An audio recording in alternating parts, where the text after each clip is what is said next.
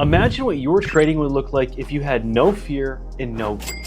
Those are the two main emotions that move the market. As traders, we have to suppress these emotions so we can clearly define where the stock is going to go. So what we're going to be doing, we're going to be taking those two main emotions and then breaking them down to sub-emotions or subcategories that are derived from these two main emotions. If we can conquer them first, we will eventually eliminate fear and greed in our trading. As you can see in this pie chart, greed makes up of 2/3 of our trading. I 100% believe this because beginners need some painful losses in order to develop that fear.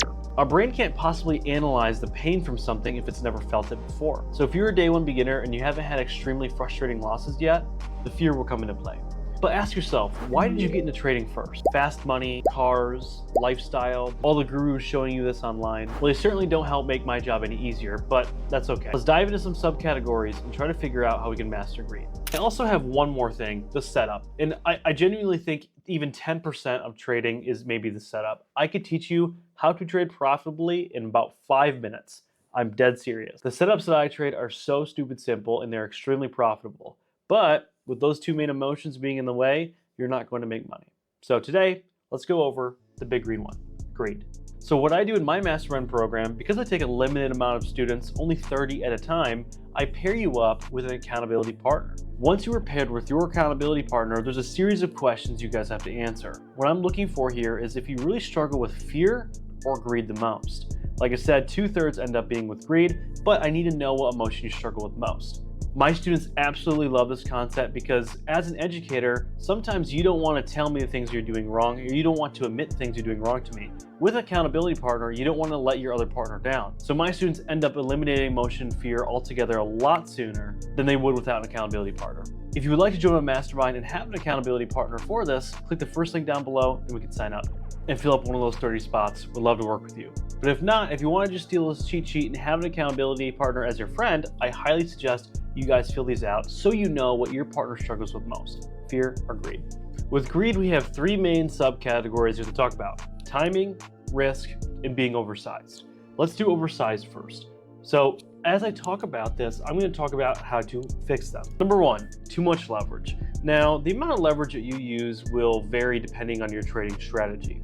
However, one way that I like to use my leverage is first, I like to define my risk. Within a trade, I like to always define my risk. And we're going to talk about this a lot during this video, but the first one is risk definement. So if I enter a trade and I see a good trade opportunity and I have an entry condition come into play, I need to, before I even take my trade, define my risk.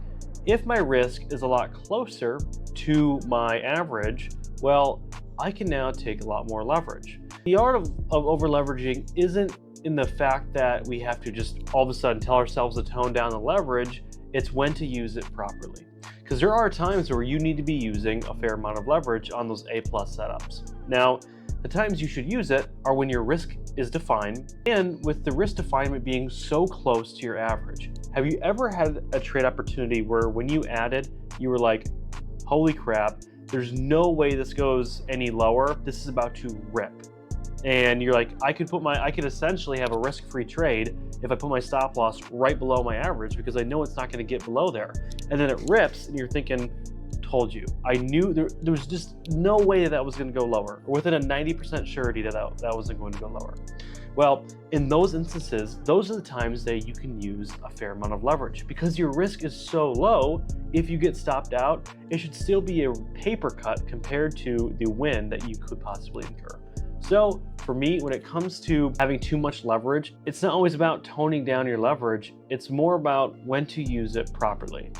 If you have a trade going on and you don't define your risk and you have too much leverage, you will get smoked, period. You will get smoked. And I don't need to sugarcoat that. So for leveraging, it's defining when is a good leverage opportunity and defining the risk behind that. With overtrading, I've had two things really help me. Number one, writing out my trade plan before I take it. So I know 100% that if I can plan my trade out and I can actually have actionable steps to securing a profit within this trade, to defining a setup within this trade, but also, like I said, this is where accountability partners come into play. If you have an accountability partner and you tell them every trade that you were about to take, how many times would you not even text them because you're like, okay, this trade sucks. I don't even want them to know that I even considered taking it. Well, In that instance, you probably shouldn't take it. Overtrading has killed traders in the past. And for me, when it comes to overtrading, is having a strict time where I have to stop trading. For me, I know that within the first 15 to 30 minutes of open, almost 70% of all trading volume is within that time frame. So if there's going to be an A+ setup, more than likely it's going to be then. So for me, it's a time restraint I have. After 10:30 a.m. EST, I cannot take any more entries. After 11, I have to walk away. So if I still have a trade playing out, I put in a stop loss, I put it in take profit, and I let it do its thing. So for you, I would highly recommend giving yourself a strict time restraint. If you cannot see a clear opportunity within that window, you don't take a trade and you walk away. That's helped me a lot.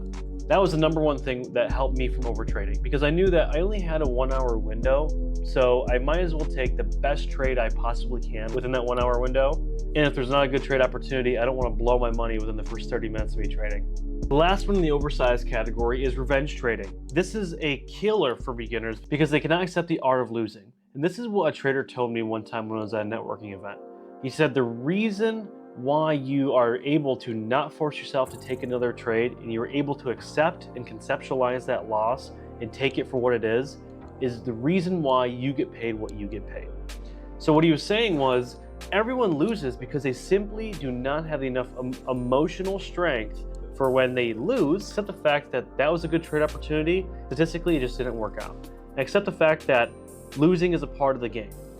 And if you can do that without having it stray off into another trade or stray off into an oversized next trade or stray off into anything crazy, that's why you get paid what you get paid.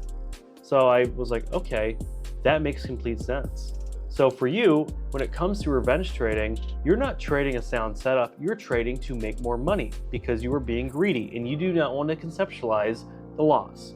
Over the years, what's helped me is actually taking a step back from my computer once I take a loss. If I even go outside for 5 or 10 minutes, go to the bathroom, or do anything for that matter, decompress from my computer and take a step back and understand that the trade I took, I would have taken over and over and over and over again, given the statistical setup that works time and time again.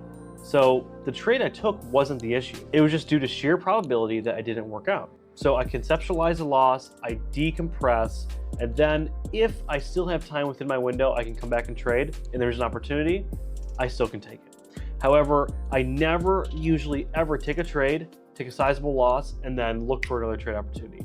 I know myself, I'm looking for money, I'm not looking for a setup, period. So take a step back from your computer and wait for a clear sound setup to be taken. Now we are on to the risk side of it. The two things that come with risk are setting too high of stops or risking too much, or unwilling to be wrong, or meaning you don't even have risk in place. Now both of these funnel into your drawdown. Now drawdown is the point at which your account is down at the maximum given amount. Meaning if you have a $100 account and the most your account is ever down in a given period was $30, your drawdown was 30%. If you have too much risk, if your stop losses are too high, or you're unwilling to be wrong, your drawdown will be immense and it will be impossible to recover out of this hole. Across the board, an average trader's drawdown is about 20 to 25%. Statistically, on average, a good trader's drawdown is really no more than 20%, which means if you lose 5 times in a row with a 5% only stop loss, then you're exceeding your drawdown.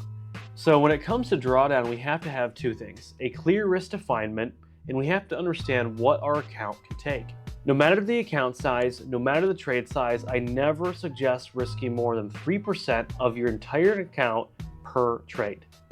So if you have a $100,000 account, the max loss, not the suggested loss, the max loss you can incur in a single trade is 3% or $3,000. Meaning if you lose 3 days in a row, you lose a maximum allowable amount in those 3 days, which is very hard to do.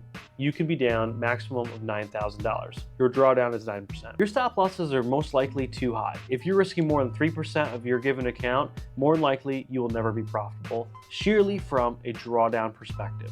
You are risking too much per trade, even though you have a really good setup, you don't have a fear of losing or anything of that nature. You are not going to be profitable because your stop loss is too high and you're exceeding the 3 to 5% risk bounds. When I backtest my trades and I put in a maximum 5% stop loss given my account, that's when my trades can start to front run. meaning I actually lose 100% of my profit or 100% of my account before I start making money. Your stop losses are too high. If you want to have a high stop loss, then take a smaller position size. So if your stop loss gets hit, you're still staying in with that 3% risk bound. Unwilling to be wrong. This is a stubborn mule inside of you. This is the ego speaking that you do not want to lose. If you're a type A personality like me and you're very competitive, you do not like losing. So losing in trades is no different. I'm not going to teach you how to meditate or try to master your ego by any means, but all I can tell you, the only way I was able to get out of this cycle was a few things. One, talking to other professional traders, realizing that the best of the best in the entire world still lose a considerable amount. Two, defining my risk before any trade I enter. Again, I said this would come up a lot, and it will. You need to define your risk before entering. So having strong risk definement made it to where even if I was wrong, it was a little amount or is a manageable amount. No blow up days. And then in the case I was wrong, it was really great for me to separate my day, to walk away from my computer, to go work out, to go do something, to express that frustration, and I was able to be wrong. And the last thing is knowing what a good loss is. If you defined your risk, if you had a back-tested strategy where the setup that you traded statistically should win over time, and you traded it to perfection and you lost, that is a good loss. In those instances, I actually reward myself.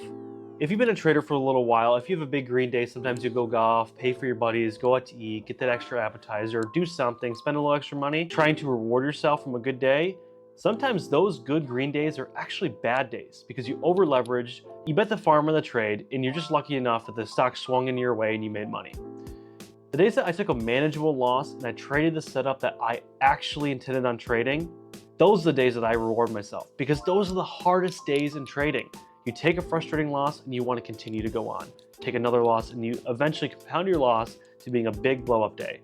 We can't have that as professional traders. So having manageable small losses and rewarding myself for that is great because like I said earlier, the gentleman in Dubai said that those are the days that you get paid for. That's why you get paid what you get paid because you can manage your risk and you could conceptualize the loss. So that's one thing that's helped me as well. Rewarding myself even though I technically lost. Timing is a huge one. Again, I talked about earlier in the day, why did you guys get into trading? Odds are it was for the flashy lifestyle. For timing, it all comes down to the want for money. Now, let's keep it real. We all got into trading mainly for the fast money and the lifestyle. One thing I continued to tell myself was I didn't fall in love with the lifestyle it could provide. I started to fall in love with being the best trader I possibly could be. And that to me was honing in on my discipline. Discipline in all areas of life. I used to say what a man does for one thing, he does for everything. So in theory, if you can't be disciplined in your trading, are you disciplined in your diet? Are you disciplined in just about any other area of life? And of course, the want for money leads into rushing into setups because you want to be in a trade so bad. You want to see that P&L turn green. So you rush in and enter before the trade actually gives you a clear entry signal. Or you start holding for way too long because you want to have a monstrous dub. Sound like you? The best thing that happened to me was when I started focusing on perfecting my craft and not making money. And then eventually I started to make a lot more money when I became a better day trader. There's a direct relationship with it. Shocker. Fear is a lot easier to manage than greed, so it's only going to take us a minute. But the three main subcategories I put for fear are ego, FOMO, and pain. I already discussed ego in the social media trap, so I'm not going to be able to really help with your ego. I just have to help with the surrounding areas. Turning off social media and focusing on being a better trader. Follow guys that teach you sound trading advice and not just try to sell you a lifestyle. The less I scroll on social media, the better I am. Fear of missing out. The only thing that helped me when it came to mastering my FOMO is telling myself every time I miss an opportunity, do not worry, there's always going to be another A+ opportunity. And just because there was an opportunity doesn't mean I would have made money. Hindsight bias is always a B word because you look at the trade, you look at, oh, I probably would have perfectly executed it and made millions of dollars, but we both know more than likely it would have been a decent base hit and it wouldn't have been anything special. So with that being said, there should be another base hit tomorrow. I know a guy that makes around $100,000 a year from day trading, and he could be a fantastic day trader, but he struggles with FOMO immensely. All of his losses, and his only losses, come from FOMO. It's one of the last things I want to talk about, but it's one of the most important things because FOMO can lead to revenge trading, FOMO can lead to oversizing, FOMO can lead to a lot of things. But the best thing to tell yourself every single morning is there will always be another setup. Another thing that helped me was taking days off of trading. When I went to Dubai, some of my buddies were beginner traders and they did not want to miss a single day of trading. I've been in this space for a long enough time, so I knew myself and I knew I needed a break. I needed a vacation away from the charts. When I got to this point of wanting to sit at my desk for as little as possible, the art of FOMO started to go away. It took a few years to get to this point because there's a really big excitement when it comes to trading and making money, and I understand that. But as time goes on, you no longer want to sit here day in and day out. You want to go enjoy your life and do other things. So when I got to that point, I started to have less FOMO because I would take days off, I would miss trades on purpose just so I could master that emotion. Know this, 2 wrongs do not make it right. You could have maybe missed out on a few $1,000s from not taking that trade, but you're going to set yourself in a monstrous hole on the next trade if you do something stupid. The world's best day traders miss opportunities daily. The reason they're good is because they can suppress FOMO and wait for another clear entry setup and trade it. And then the last thing is pain. Pain usually comes in at the end when you've blown account after account after account. This is a rare thing that happens, but you can sometimes miss A+ opportunities because you are too scared to lose. In this instance, the only way to fix this is to size down. There was times in my career where I started to lose a fair amount and I was getting stuck in drawdown, so I had to reduce my size. And I had to reduce it immensely. So for you, what I'd recommend is to reduce your position size if this ever happens to you. So if you lose, you should only lose a couple of dollars. I'm praying this video helps some of you guys. If you need further mindset mastery when it comes to trading, click the first link down below. In our mastermind program, we have 2 full weeks of just mastering your mindset, and I work with you one-on-one. So if that's something you're interested in, click the first link down below. If you'd like to trade alongside me for free, click the second link down below and join my Discord. All you have to do is use your referral link to sign up for the trading platform that we all know and love, and you get premium access into our Discord where you can trade live with us every single morning.